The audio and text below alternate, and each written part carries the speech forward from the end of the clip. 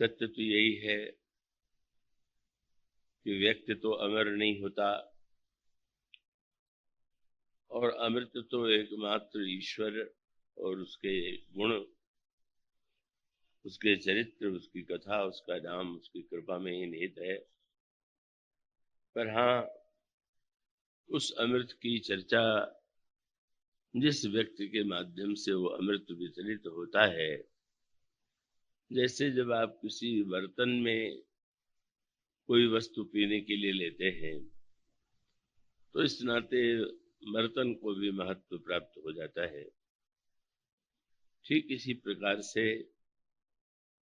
प्रभु ने वह अमृत वितरण का कार्य मुझसे लिया, ले रहे हैं, और इसी नाते जब आप मेरे प्रति कोई सम्मान प्रकट करते हैं तो वो श्री राम कथा के प्रति ही सम्मान होता है। और वस्तुतः जिस पंचामृत की बात अभी कही गई, अभी प्रारंभ में जब उमा शंकर जी कथा के लिए यहाँ प्रस्थान करने लगे तो मुझसे उनसे एक बात निश्चित हो जाती है कि मैं जानना चाहता हूँ कि वे किस प्रसंग पर बोलेंगे, क्योंकि स्वाभाविक है कि गुरु के विचार ही शिष्य के द्वारा भी प्रकट ही होते हैं। तो वो तो उसी रूप में मेरे और मेरे जो है भी नहीं, वो तो भगवान की कथा के ही रहस्य हैं जो मेरे माध्यम से प्रकट हुए और उसी को वे कहते हैं। तो आज कुछ उल्टी बात भिन्न सी हुई। मैंने कहा मैं पहले बता दूं कि आज मुझे क्या बोलना, और तो मैंने बताया कि आज पंचामृत प्रसंग चुना गया है कथा के लिए। वो तो बड़ा विस्तृत प्रसंग हो गया। थोड़ा सा वो चुप रह करके सोचने लगे तो मैथिली शठ जी ने कहा कि इतना सोचने की क्या आवश्यकता है, पंचामृत के पहले आप पंजीरी का वितरण श्रोताओं में कर दीजिए। वह आपने सत्यनारायण कथा में देखा होगा कि इन दोनों वस्तुओं का बड़ा महत्व है, पंजीरी और पंचामृत का। तो उन्होंने ये प्रस्ताव किया कि पंजीरी आप पहले वितरित कर दीजिए और बाद में पंचामृत। तो वस्तुतः ये तो काव्यात्मक विनोद है, इसमें रस है। और सबसे बड़ा विनोद तो अभी जबलपुर में हुआ, कार्यक्रम चल रहा था, तो यहाँ का कार्ड सज्जन पे एक बात पहुंचा तो उन्होंने मैथिली शरण जी से पूछा कि क्या इस वर्ष केवल उमा शंकर जी की ही कथा वहां है क्या। उनकी दृष्टि कुछ भिन्न, कोई दोष के लिए नहीं, उसमें जो प्रपत्र उसमें था, जो निमंत्रण पत्र, उसमें श्री उमा शंकर जी की कथा इस तरह से शब्द था। तो कहने लगे कि क्या इस वर्ष उमा शंकर जी की कथा होगी। तो उन्होंने कहा कि नहीं, कथा तो प्रतिवर्ष की तरह दोनों की होगी। और उनको जो ऐसा भ्रम हुआ तो एक सज्जन ने, साहित्य का विनोद ही तो होता है, तो उन्होंने कहा कि उसमें मेरे लिए कि उनकी कथा का भी नहीं नाम लिया, उसमें जो है निमंत्रण पत्र, उसमें मेरे द्वारा कोई प्रवचन होगा ऐसा कोई वाक्य नहीं है, या मेरे माध्यम से कोई कथा होगी ऐसा वाक्य नहीं है।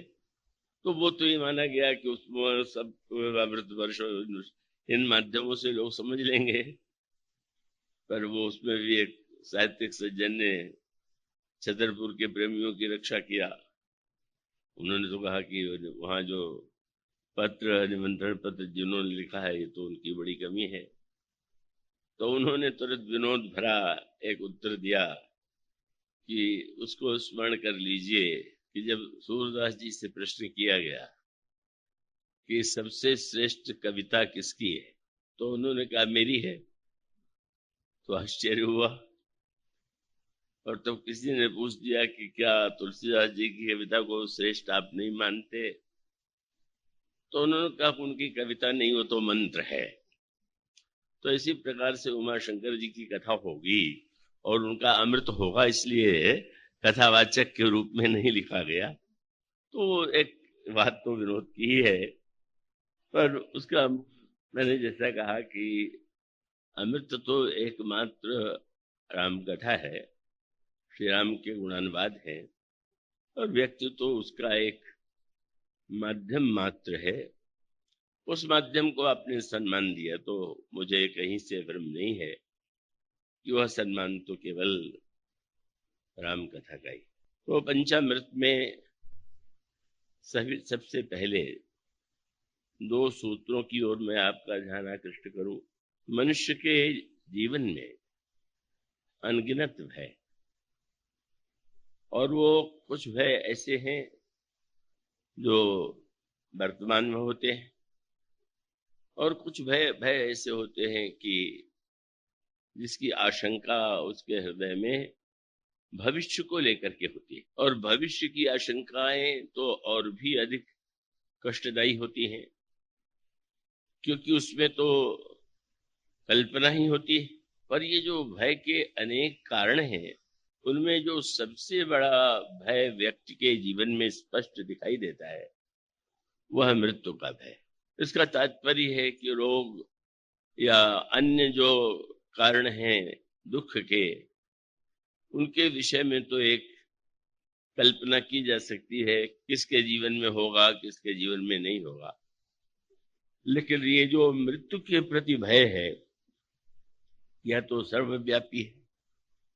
अन्य दुख जो है वो अनिवार्य नहीं है कि प्रत्येक व्यक्ति को प्रत्येक दुख प्राप्त हो, पर मृत्यु की अनिवार्यता वह जीवन का एक ऐसा सत्य है कि जिसका कोई अन्य अपवाद नहीं है, दृष्टांत नहीं। और जब व्यक्ति के जीवन में भय होते हैं तो वह प्रयत्न करता है कि उस भय की समस्या को, उसका समाधान वह कैसे ढूंढे। अब उस समाधान को आप अनगिनत रूपों में और विभिन्न क्षेत्रों के माध्यमों से जो अन्य भय हैं उनके ही नहीं, अपितु मृत्यु के भय को कैसे मिटाया जाए, इसके लिए प्रयत्न किया जाता रहा है। और सारी जो पौराणिक गाथाएं हैं, आप असुरों के संबंध में एक सूत्र बार बार पाते हैं कि बड़े बड़े तपस्वी के रूप में दिखाई देने वाले जो असुर हैं, उनका जो सारा प्रयत्न होता था वह प्रयत्न होता था कि हम मृत्यु पर कैसे विजय प्राप्त करें। और मृत्यु का अर्थ उनकी दृष्टि में शरीर की मृत्यु था। उसके लिए उन्होंने प्रयत्न किए। उन्हें ऐसा भ्रम भी हुआ कि उन्होंने इस भय को जीत लिया, उनकी मृत्यु नहीं होगी, पर उनकी भी मृत्यु हुई। यह जो शरीर का क्षरण है, शरीर शब्द का अर्थ आप जानते ही होंगे। शरीर का अर्थ है प्रतिक्षणम सीरियते इति शरीरा।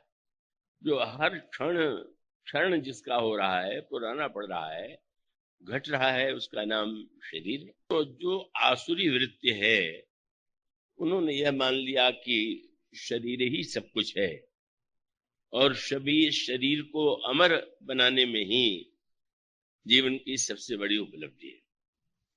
और इसके लिए कितने प्रकार से, कितनी पद्धतियों से उन्होंने साधना किया, वरदान प्राप्त किया, ये सारी कथाएं आप बार बार पढ़ते और सुनते रहते होंगे। किंतु दूसरा पक्ष वह था कि जिसको यह लगा कि शरीर की अनित्यता, शरीर की जो मृत्यु है वह तो अनिवार्य है, पर अनिवार्य होते हुए भी व्यक्ति के जीवन में इस समस्या का समाधान अनेक भिन्न रूपों में ही किया जा सकता है।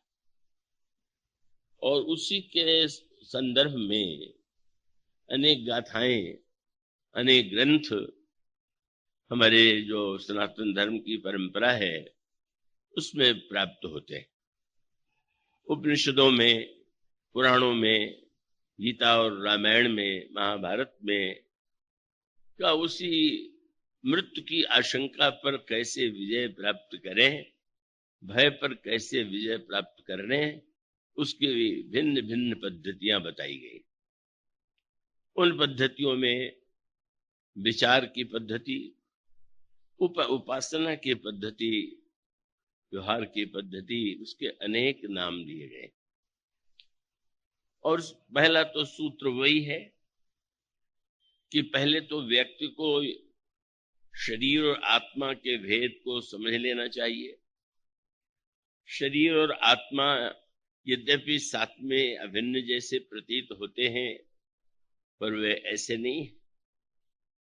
तो उस विचार के द्वारा, ज्ञान के द्वारा अगर इस सत्य को व्यक्ति जान ले कि शरीर की मृत्यु अनिवार्य है और आत्मा की मृत्यु कभी, आत्मा अमर है, आत्मा का कभी विनाश नहीं होता, तो उसके जीवन में इस समस्या का एक समाधान प्राप्त हो सकता है।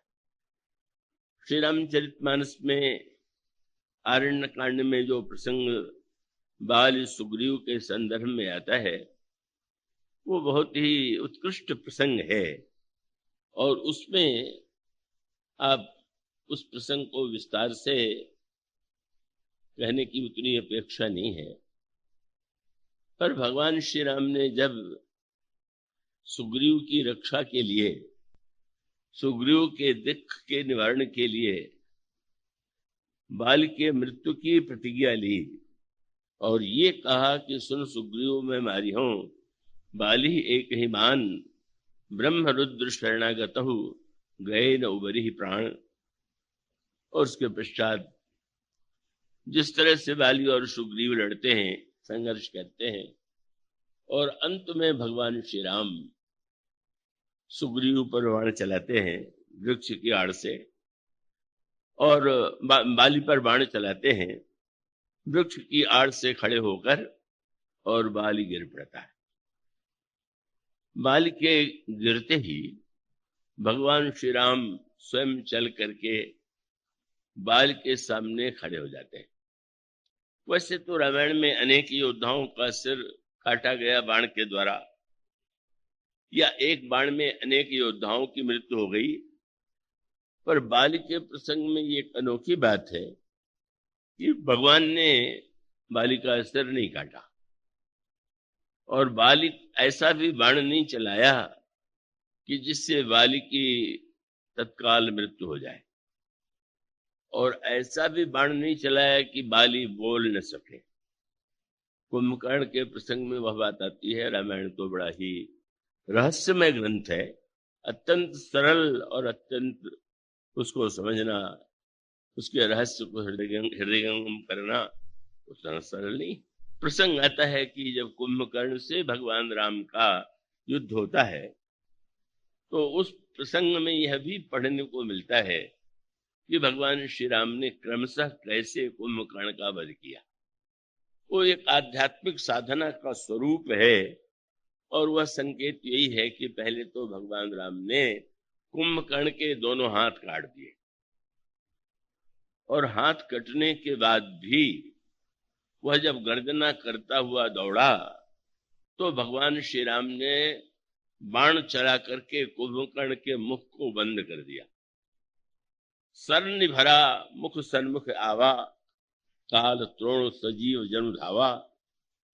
तो कुंभकर्ण के मुख को बाण से बंद कर देना, रावण के सिर को काटना, या बाली पर ऐसे बाण का प्रहार करना कि वो तत्काल उसकी मृत्यु न हो जाए, यह सब एक संयोग नहीं, इसका एक विशेष तात्पर्य और विशेष अर्थ, और वो इसलिए आवश्यक था कि भगवान श्री राम यह चाहते थे, जानते थे कि नहीं, बाली बिना कुछ कहे उसकी मृत्यु हो जाए, तो ये एक बात तो कही ही जाएगी कि श्री राम ने उसे बोलने का अवसर नहीं दिया। और आप देखते भी हैं कि उसने श्री राम पर प्रारंभ में अनेक आक्षेप किए, तो प्रभु जब उसको ऐसी स्थिति में लाते हैं, उसका एक क्रम है। उन्होंने बाण वृक्ष की आड़ से चलाया, पर वह आड़ भी वस्तुतः साधारण व्यक्ति तो उसे एक ऐसे भिन्न रूप में देखते हैं कि उसके गहरे रहस्य को हृदयंगम ही नहीं कर पाते। कई लोगों को तो यही भ्रांति है, कई लोगों को यही भ्रम है, उन्होंने कहीं से ये किंवदंती सुन रखी है कि बाली के सामने जब कोई योद्धा लड़ने आता था तो उसका आधा बल नष्ट हो जाता था, इसलिए श्री राम नहीं आए। अब यह तो इतना अविवेक भरा तर्क है कि भगवान राम इसलिए सामने नहीं आए कि तो उनका आधा बल नष्ट हो जाता। किसी भी प्रामाणिक ग्रंथ में कहीं भी यह नहीं लिखा हुआ। एक बात प्रचलित हो गई और लोगों को समझाने के लिए वो लोगों को बड़ा सीधा सा लगा कि इसलिए नहीं आए, पर उसके अंतरंग अर्थ पर यदि विचार करके देखें और उस संवाद में प्रभु ने जो संकेत किए वो बड़े महत्वपूर्ण है। और उसको आप उस दृष्टि से विचार करके देखिए कि ईश्वर जो है वो तो प्रत्यक्ष दिखाई नहीं देता। भले ही यह कहा जाता हो कि जो कुछ होता है वो ईश्वर के द्वारा होता है, ईश्वर करता है, तो यूं अगर देखें तो प्रत्यक्ष रूप से ईश्वर हमें दृष्टिगोचर नहीं होता। घटनाएं हमारे सामने होती हैं, पर घटनाओं के पीछे ईश्वर है, यह एक भावना का, श्रद्धा का वाक्य हो सकता है, प्रत्यक्ष तो दृष्टिगोचर नहीं होता। पर भगवान श्री राम का जो वार्तालाप है उसके आप तत्व पर दृष्टि डालें तो उसमें अनेक रहस्यों का उद्घाटन आपके सामने हो सकता है। और वो जीवन का रहस्य है, पाप और पुण्य का रहस्य है, ईश्वर का रहस्य है, और जीवन और मृत्यु का क्या तात्पर्य है, ये आप उस प्रसंग को जब आप सूक्ष्म दृष्टि से पढ़ेंगे, सुनेंगे, समझेंगे तो आपको स्पष्ट प्रतीत होगा। भगवान श्री राम जब बाली के सामने जाकर खड़े हो जाते हैं तो बाली ने उन्हें देखा और बाली ने भगवान से जब वार्तालाप का प्रारंभ किया तो विनम्रता से नहीं किया, उसने प्रश्न भगवान से किए। और यही तो महत्व की बात है। अगर वो प्रश्न न करता, अगर भगवान की स्तुति करने लग जाता तो ठीक है, यही माना जाता कि मृत्यु के समय भगवान की उसने स्तुति करके अपनी श्रद्धा का निवेदन किया। पर बाली के प्रश्न का तात्पर्य था, बाली ही नहीं, अनेक लोगों के हृदय में, मस्तिष्क में जो प्रश्न उठ सकते थे वे प्रश्न बाली के द्वारा व्यक्त हुए और भगवान ने उसका सूत्रात्मक समाधान दिया। और उसमें क्रम आप देखेंगे, पहला भगवान राम से उसने निवेदन किया, धर्म हेतु अवतर्यो गोसाई, मार्यो मोहि व्याधि की नहीं। बाली ने कहा, मैंने यह सुना पढ़ा है कि ईश्वर का अवतार धर्म की रक्षा के लिए होता है और छिप कर में करके मारना यह तो अधर्म है, ऐसा कार्य तो व्याध करता है।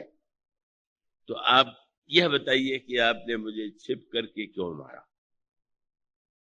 पर वही नहीं रुक गया, पर उन्होंने सोचा बाली जितने प्रश्न करना चाहता है कर ले पहले, तब मैं कुछ बोलूं।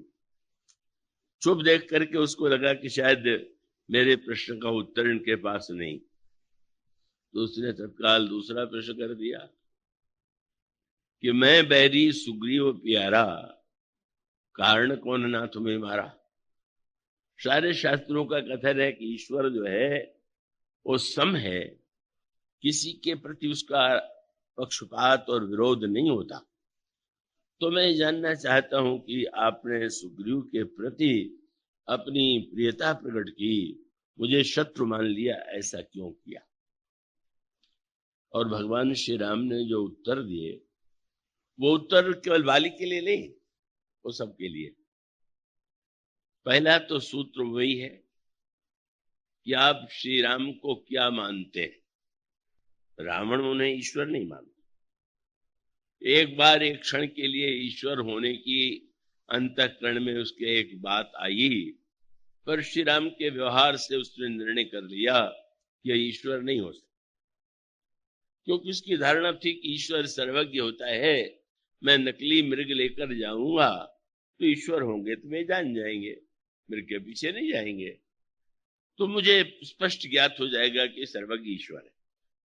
पर जब श्री राम मृग के पीछे धनुष बाण लेकर के दौड़े तो उसको लगने लगा कि कल रात्रि को मुझे क्या हो गया था, किस राजकुमार को मैं ईश्वर मान बैठा, और उसके जीवन में यही रहा कि यह तो एक राजकुमार है और मेरी तुलना में इसका कोई महत्व नहीं।